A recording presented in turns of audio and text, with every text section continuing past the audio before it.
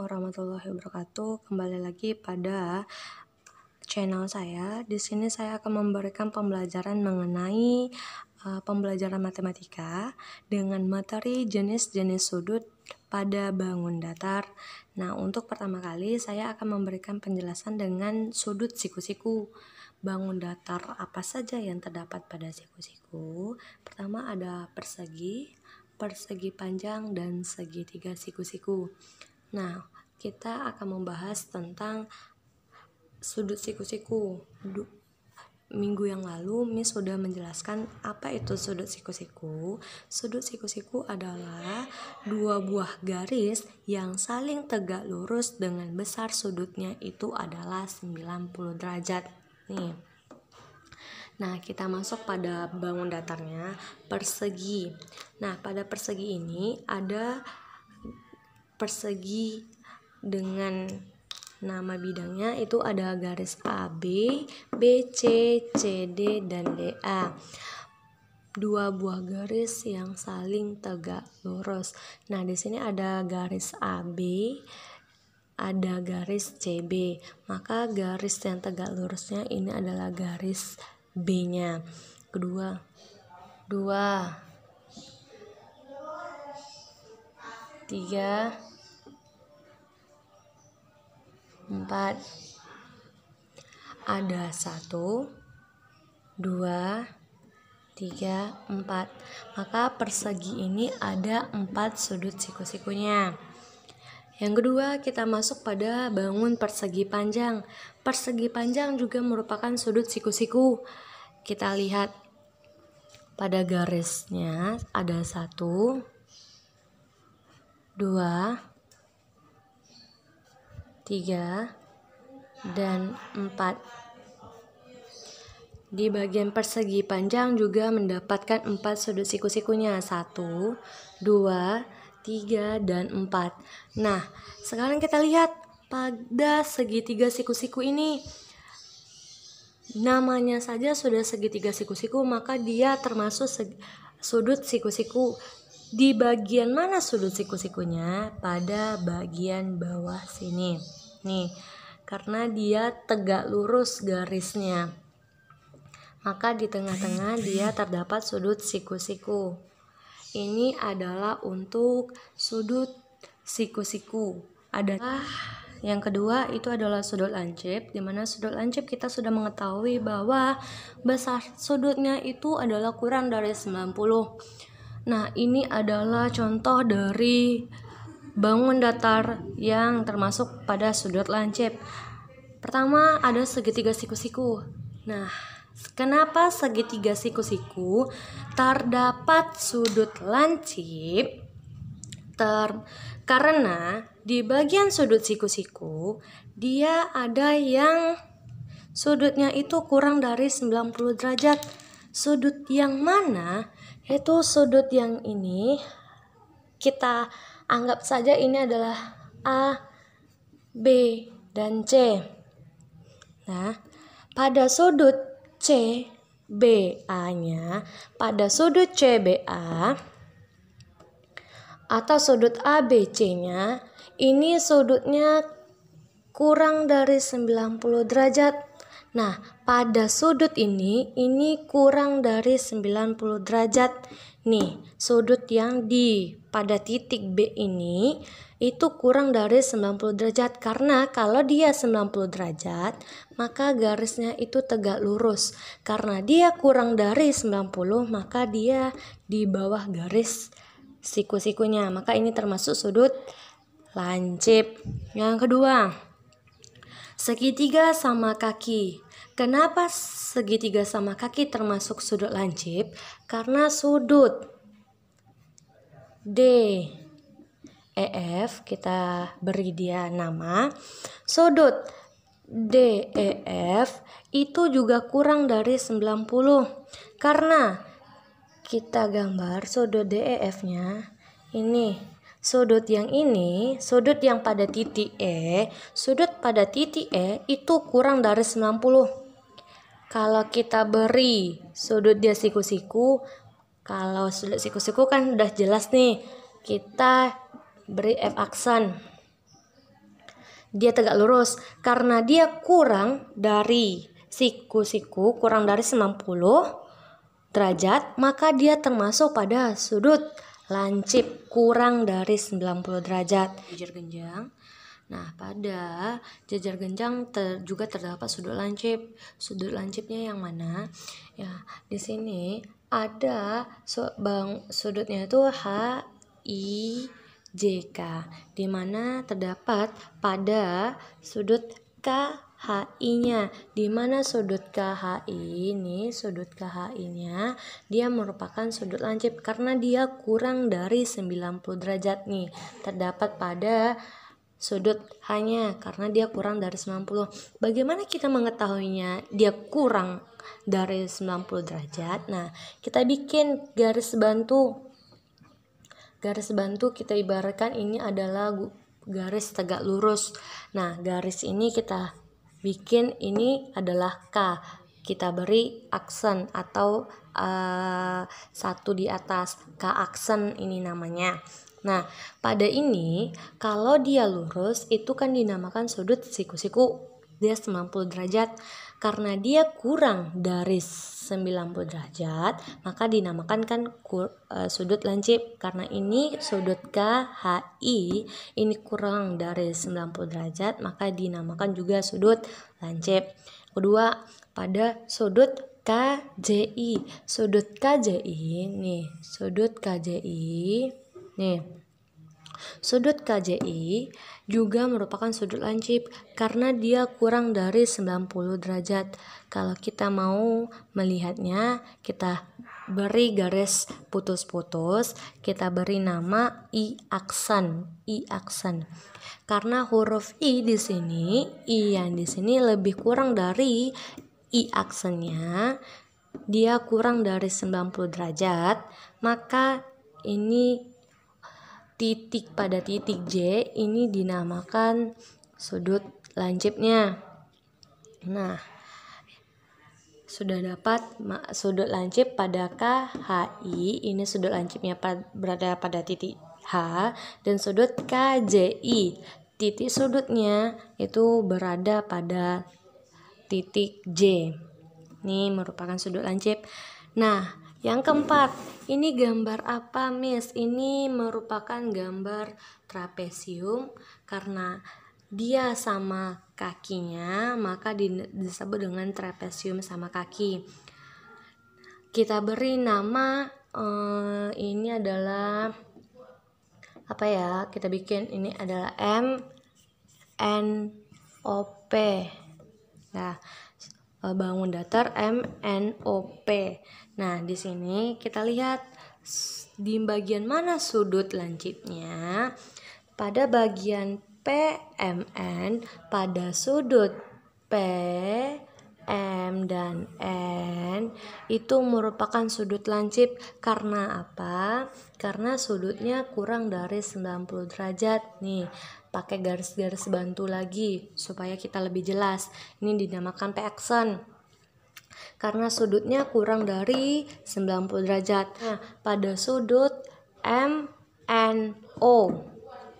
MNO, di sini juga terdapat sudut lancip karena dia kurang dari 90 derajat. Ini Miss bikin namanya O aksen.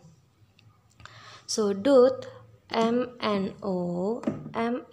juga menjadi sudut lancip. Nah, ini adalah beberapa sudut lancip, itu segitiga siku-siku, segitiga sama kaki, jajar genjang, trapesium sama kaki, ada lagi itu namanya belah ketupat dan layang-layang. Ini adalah contoh dari sudut lancip. Yang terakhir kita akan membahas pada sudut tumpul. Nah, sudut tumpul kita sudah mengetahui bahwa besar sudutnya itu adalah lebih dari 90 derajat. Nih, ini adalah contoh dari beberapa sudut tumpul. Ada jajar genjang, trapesium sama kaki, belah ketupat, dan layang-layang. Nah, kita masuk pada yang pertama, itu ada pada jajar genjang. pada jajar genjang juga termasuk pada sudut tumpul. Sudut tumpulnya yang mana? Itu pada sudut P, Q, dan R. Kenapa dia dinamakan sudut tumpul? Pada sudut P, Q, dan R ini dinamakan sudut tumpulnya karena dia lebih dari 90 derajat. Nih, titiknya ini berada pada Q. Ini sudut Q ini merupakan titiknya. P, Q, dan R. Nah, sudut Q ini menuju ke R ini lebih dari 90. Ini kita ibaratkan ini adalah R aksennya. Ini titik siku-sikunya. Lebih dia dari 90 derajat. Ini merupakan sudut tumpul. Yang pertama. Yang kedua, pada sudut RSP. Pada sudut RSP juga merupakan sudut tumpul karena dia lebih besar, yang dimana titiknya itu berada pada huruf S. S ini, nih, ini kita namakan adalah P aksennya. Nah, S ini titik sudutnya. S ini merupakan titik sudut antara R, S, dan P. Ini adalah, kita ibaratkan ini adalah siku-sikunya. Maka R, S, dan P merupakan sudut tumpul. Nah, di sini merupakan sudutnya. Nih, S ini merupakan sudutnya, sama dengan yang Q tadi. Q merupakan titik sudut dari P, Q, dan R. Sedangkan S merupakan titik sudut dari R, S, dan P. Ini merupakan sudut tumpulnya. Ini adalah Q dan ini adalah S. Yang kedua, kita masuk pada trapesium sama kaki. Trapesium sama kaki bisa dimasukin pada lancip dan juga tumpul. Nah, sekarang kita masuk pada di tumpul. Nah, kita beri nama itu adalah T, U, V, Q. T, U, V, Q. Nah, itu adalah nama yang saya bikin. Nah, di mana pada sudut tumpulnya? Sudut tumpulnya yang pertama itu berada pada sudut VQT. VQT. Sudut VQT di mana titik sudutnya berada pada Q. Ini kita ibaratkan ini adalah sudut siku-siku. Ini kita bikin T aksen. VQT. Maka ini dinamakan sudut tumpulnya. Tuh, nih. Q. VQT ini merupakan sudut tumpulnya. Nah, yang pertama itu sudut VQT. Sedangkan sudut yang kedua itu berada pada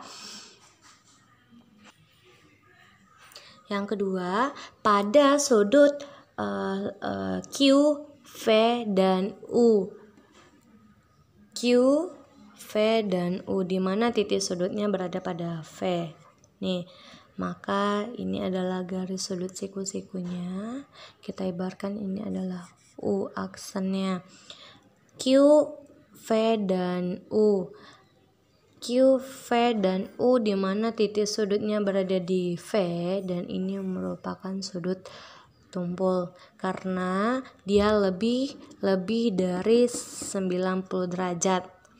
Nah, lebih dari 90 derajat, maka pada trapesium sama kaki sudut tumpulnya berada pada sudut VQT.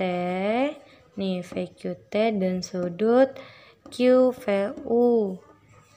QVU. Ini merupakan titik sudutnya. Nah, yang ketiga, kita masuk pada belah ketupat. Nah, belah ketupat merupakan sudut tumpul. Kita beri nama STUV.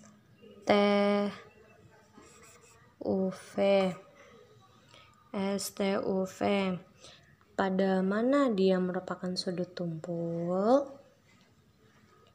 Yang merupakan sudut tumpul itu adalah Nah, pada bangun datar belah ketupat ini terdapat sudut tumpul di mana ada sudut VST, di mana sudut ST ini tegak lurus. Ini merupakan sudut yang tegak lurus, tetapi pada sudut ST ini merupakan sudut tumpulnya. Nih, karena sudut FT-nya merupakan sudut tumpul karena sudut FT itu lebih besar daripada 90 derajat. Kita misalkan sudut kalau 90 derajat maka dia akan lurus, ya kan? Maka dia akan lurus. Nih, dia akan lurus nih, seperti ini dia. Nih, kalau dia nih ini kalau kayak gini maka ini dinamakan sudut siku-siku, tetapi dia ke lebih dari 90 maka dinamakan sudut tumpul nih. Sudut FT ini merupakan sudut tumpulnya nih. Yang kedua itu sudut VUT di mana tegak lurusnya itu adalah sumbu si V dan U ini, dan sudut U ke T itu merupakan garis tumpulnya nih ini dinamakan garis tumpul yang kita bikin pada nama HIJK. Nah, HIJK pada sudut HIJ itu merupakan sudut tumpul karena sudut HIJ itu sudut tumpul di mana sudut IJ dia tegak lurus tetapi sudut HI dia tidak tegak lurus. Ini kita beri I aksen kalau dia tegak lurus. Dia lebih dari 90 derajat. Nah, sekarang di sudut I dia merupakan sudut tumpulnya. Nah, kedua pada HKJ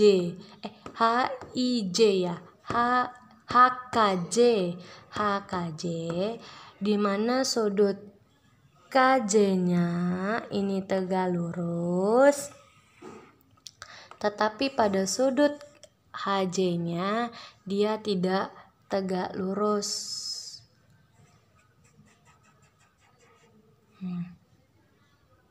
Dia tidak tegak lurus, maka dia lebih besar dari 90 derajat, maka sudutnya ini berada di sudut K. Nah, ini adalah contoh dari sudut tumpul. Ada jajar genjang, trapesium sama kaki, belah ketupat, dan juga layang-layang. Sekian dari video singkat saya. Saya ucapkan terima kasih. Assalamualaikum warahmatullahi wabarakatuh.